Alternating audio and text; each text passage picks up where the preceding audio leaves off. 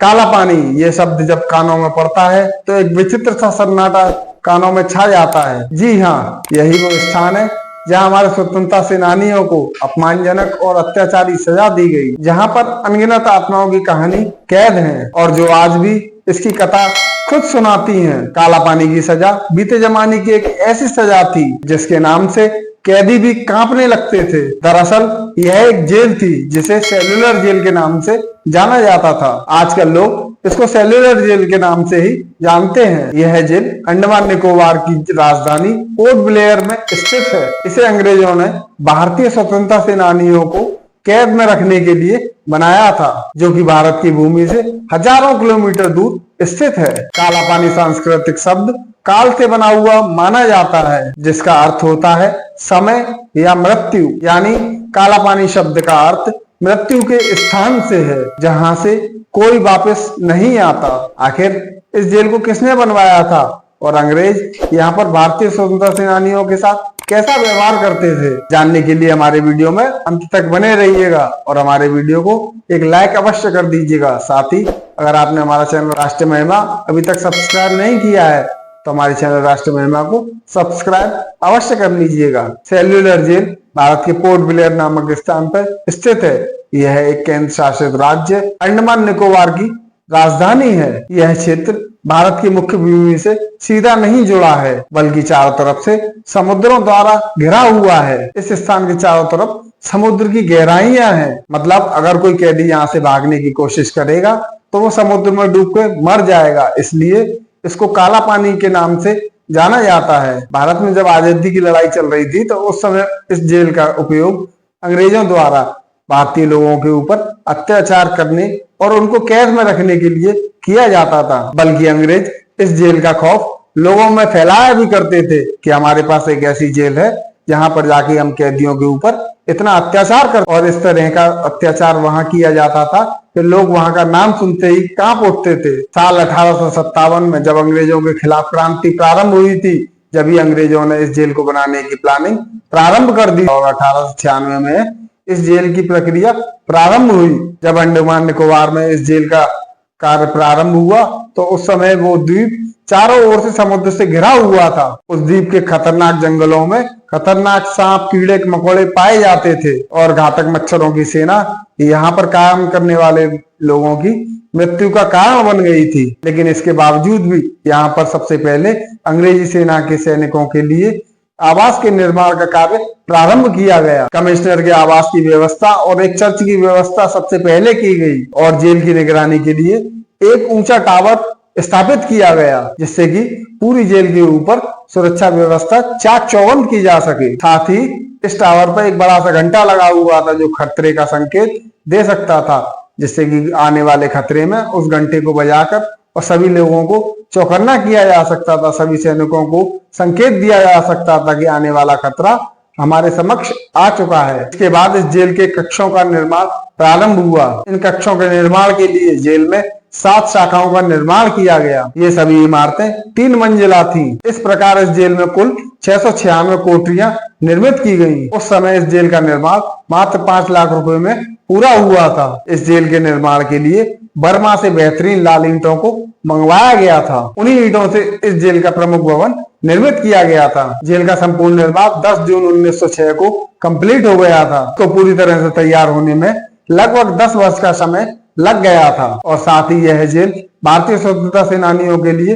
भय का एक स्रोत बन चुकी थी। इस जेल में हर कैदी के लिए एक अलग कोठरी का निर्माण किया गया था और कैदियों को सामूहिक रूप से रखने की कोई व्यवस्था नहीं थी, क्योंकि यहाँ आने वाले कैदी ज्यादातर स्वतंत्रता सेनानी होते थे। इसलिए उनको अलग अलग रखकर उन पर नियंत्रण स्थापित किया जाता था। अगर उन्हें एक साथ रखा जाता तो वे किसी योजना को बनाने में सफल हो सकते थे। इसीलिए उनको अलग अलग कोठरियों में और अलग अलग रखने की व्यवस्था इस जेल में की गई थी, जिससे कि वो एक होकर किसी योजना को अंजाम ना दे सके। अब आप सोच सकते हैं, जब किसी व्यक्ति को अकेला रखा जाएगा, अकेले कोठरी में बंद करके रखा जाएगा, तो उसको किसी योजना बनाने के लिए दिमाग ही नहीं मिल पाएगा। किस प्रकार वो उसको योजना को सफल करना है, ये सारी योजना वो बना ही नहीं सकता। इस जेल की लंबाई 4.7 मीटर और चौड़ाई 2.7 मीटर थी और साथ ही इसमें 2.5 मीटर के ऊपर एक खिड़की मौजूद थी। इस जेल से भागना न केवल कठिन बल्कि एक असंभव कार्य था और इस जेल से भागना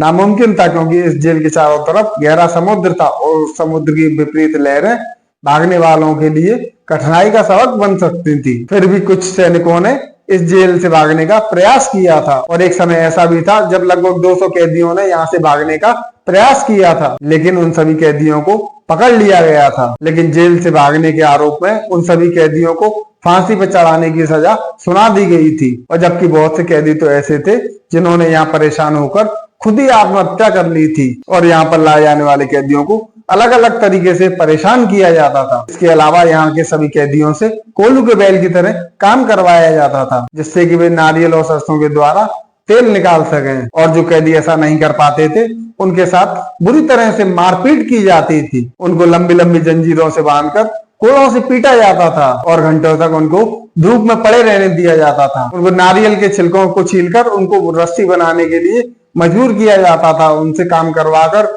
उनसे नारियल की रस्सियां बनवाई जाती थी। साथ ही उनको पेड़ पौधों की देखभाल की जिम्मेदारी भी दी जाती थी। इसके अलावा उनको कालीन बनाने का काम भी दिया जाता था। और ये वे सारी कठिनाइयां थी जो कैदियों को झेलनी पड़ती थी। और इसके बाद उन्हें काल कोठरी में निर्वासित किया जाता था। साथ ही उन्हें कई हफ्तों तक भोजन से वंचित रखा जाता था और पानी पीने के लिए भी लिमिटेड पानी दिया जाता था और सलाखों के पीछे कैद रखा जाता था। यही वे प्रताड़नाएं थी जो शारीरिक और मानसिक रूप से प्रताड़ित करती थी। हालांकि अंग्रेजों ने जो कैदियों के लिए तरीके अपनाए थे वो और भी भयभीत करने वाले थे। कैदियों को बहुत लंबे समय तक भूखा रखा जाता था और जब खाना परोसा जाता था तो उसमें घास फूस के द्वारा तैयार की गई सब्जियां होती थी। और ऐसी कंडीशन में कैदी क्या करते, उनको मजबूरी में वही खाना खाना पड़ता था और सब्जी में ना ही नमक होता था और ना ही मिर्च। अब जरा सोच के देखिए कि कैसे खाते होंगे वो लोग। यहाँ तक कि कई कैदियों की ऐसे खाने के चक्कर में मौत तक हो जाती थी। साथ ही